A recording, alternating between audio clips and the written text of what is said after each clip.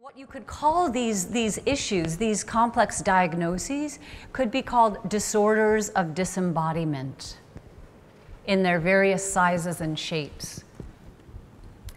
And then we could float, and I keep planting little seeds of this, but that disembodiment itself is scary to our being, our whole being.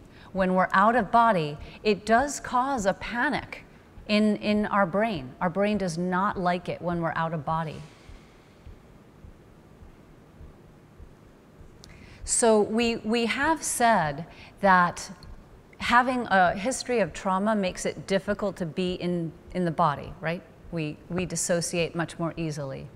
But there is a way in which, as I look at all this new research coming in, I also feel that not being in the body, not being in this body, is in itself a form of trauma.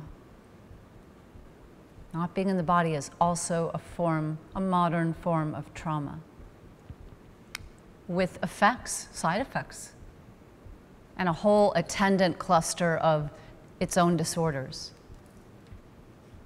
And this can really scramble the brain, because we've just for all our lives believed that irritable bowel syndrome has to do with your gut. End of story.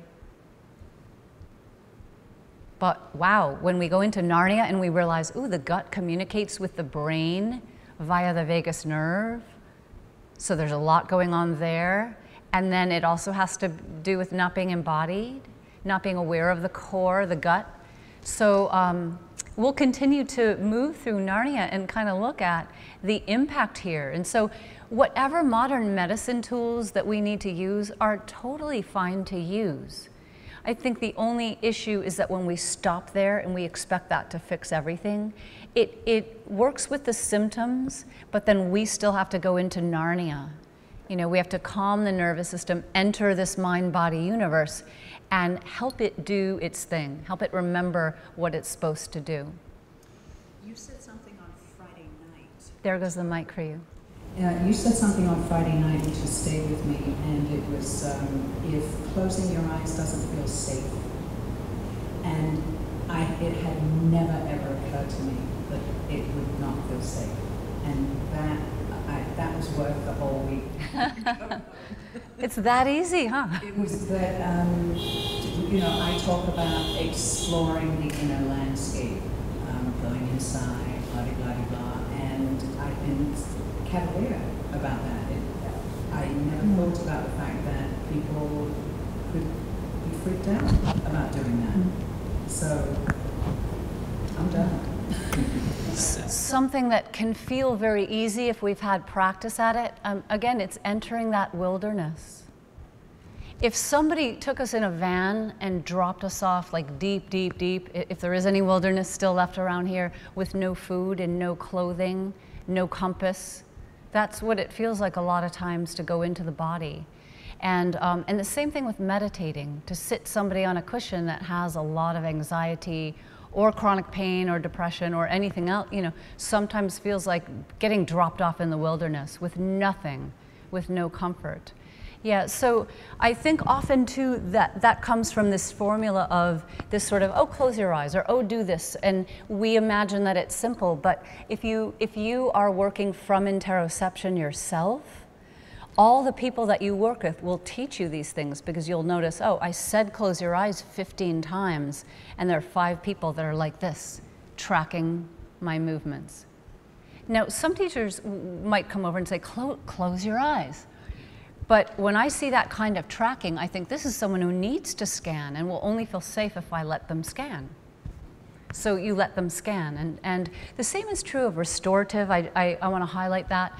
And so this does dovetail back to self-compassion, and then compassion for the people we work with, and an understanding of how hard it is from our own deep experience, because there are many people who cannot lie still in restorative.